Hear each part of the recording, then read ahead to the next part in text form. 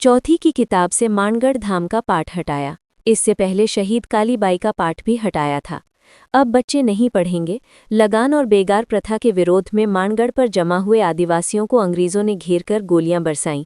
2500 शहीद हुए। राजस्थान राज्य शैक्षिक अनुसंधान व प्रशिक्षण परिषद उदयपुर ने इस बार के नए पाठ्यक्रम में चौथी कक्षा की अंग्रेजी विषय की किताब से मानगढ़ धाम पाठ हटा दिया है।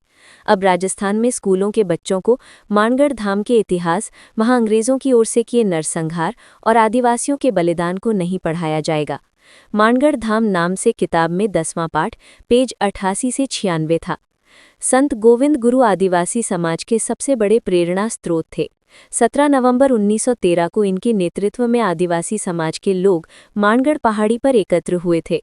अंग्रेजी हुकूमत ने इसे विद्रोह मानते हुए उन पर अंधाधुंध गोलीबारी की। इसमें करीब 2500 आदिवासी शहीद हो गए थे।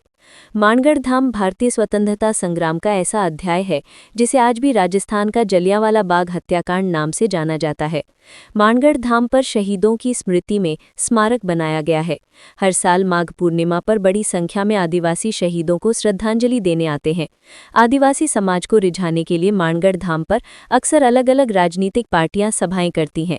इससे पहले परिषद ने डूंगरपुर की पहली शहीद बालिका कालीबाई का पाठ भी पाठ्यक्रम से हटा दिया था।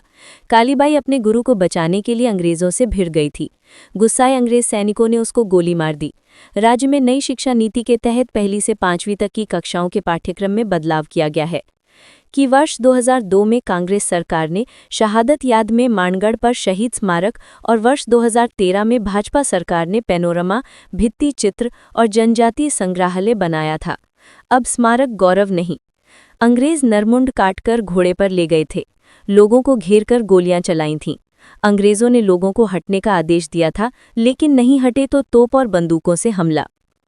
पाठ में अंग्रेजों की ओर से लगाए टैक्स और देसी रियासतों की बेगार यानी जबरन श्रम के विरोध में हुए आंदोलन के बारे में बताया गया था।